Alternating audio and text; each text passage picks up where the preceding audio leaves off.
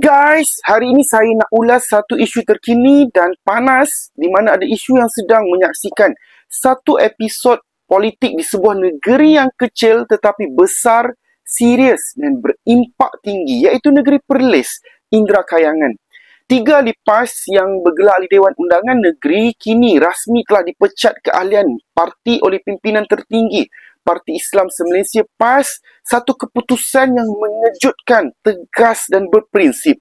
Kepada yang tak tahu apa-apa dan tiba-tiba tahu-tahu kena pecat, kenapa? Saya nak share dengan korang tentang fakta dan kronologi apa yang sedang berlaku sebelum pemecatan keahlian ini. Krisis ini tercetus apabila 8 adun Perikatan Nasional di Perlis dilaporkan telah menarik sokongan terhadap Menteri Besar Perlis YB Ustaz Muhammad Shukri Ramli.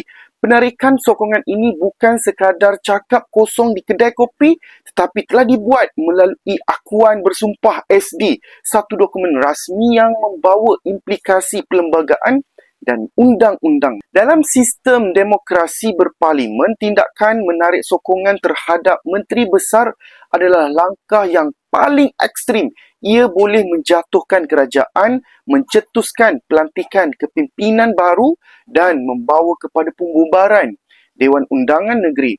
Maknanya, ini bukan permainan ataupun percaturan politik biasa. Ini adalah cubaan mencorakkan semula kuasa pentadbiran kerajaan negeri itu sendiri. Selama beberapa hari, rakyat Perlis dan pemerhati politik tertanya-tanya, siapa sebenarnya menggerakkan krisis ini? Siapakah yang paling penting? Siapakah daripada adun PAS yang sanggup menggugat keharmonian kerajaan negeri sendiri? Hari ini semua persoalan itu terjawab secara rasmi dan berfakta apabila PAS Pusat melalui Presiden Parti PAS Tuan Guru Datuk Seri Haji Abdul Hadi Awang mengumumkan bahawa 3 adun PAS iaitu YB Tuan Haji Saad Seman, Adun Cuping, YB Tuan Fakrul Anwar bin Ismail, Adun Bintong dan YB Tuan Muhammad Rizwan bin Hashim, Adun Guar Sanji dipecat serta-merta daripada keahlian PAS. Tiada pergantungan, tiada tempoh bertenang, tiada rundingan belakang tadbir. Ini adalah hukuman paling berat dalam struktur sebuah parti politik, mana-mana parti politik pun. Saya berpandangan keputusan ini sangat signifikan kerana ia menunjukkan bahawa PAS tidak berkompromi dalam soal disiplin, kesetiaan dan tanggungjawab kepada perjuangan. PAS tidak melihat siapa individu itu, berapa lama mereka dah jadi YB ataupun berapa besar kesan politik untuk jangka masa yang pendek. Yang dinilai ialah perbuatan dan juga prinsip itu sendiri. Saya nak nyatakan dengan jelas, saya sangat-sangat bersetuju dengan keputusan pimpinan PAS Pusat ini. Kerana dalam politik hari ini terlalu banyak parti yang sanggup menutup mata demi kuasa sebenarnya. Terlalu ramai pimpinan yang memilih angka majoriti berbanding dengan nilai value itu sendiri.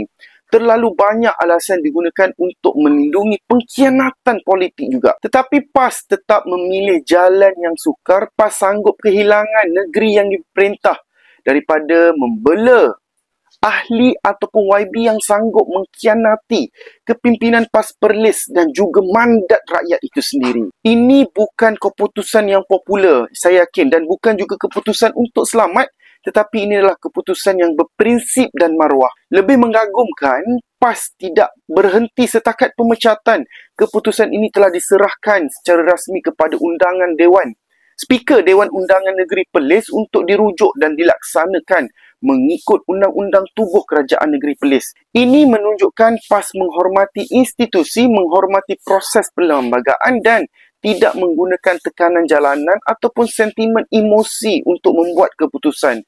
Inilah politik berinstitusi, inilah politik matang, inilah politik yang ada disiplin. Dalam landscape politik Malaysia yang semakin longgar nilai dan prinsip, tindakan ini menjadi satu contoh yang besar bahawa kuasa bukan segala-galanya. Ada masa kita perlu memilih untuk kalah dengan bermaruah daripada menang dengan menggadaikan prinsip perjuangan. Apa guna semuanya? Sebab bila prinsip hilang, kuasa tidak lagi bermakna. Tetapi bila prinsip ditegakkan, dijaga, kuasa boleh datang dengan sendiri dalam keadaan kita bermaruah. Sekarang kita berada di fasa seterusnya episod politik Perlis. Persoalan yang besar sedang kita menanti jawapan. Adakah Menteri Besar Perlis sedia ada akan kekal memerintah atau akan berlaku pelantikan Menteri Besar yang baru, atau keputusan yang lebih drastik adalah pembubaran Dewan Undangan Negeri Perlis dan pilihan raya negeri? Dan jika berlaku pertukaran kepimpinan, siapakah tokoh yang bakal diangkat sebagai Menteri Besar Perlis yang baru?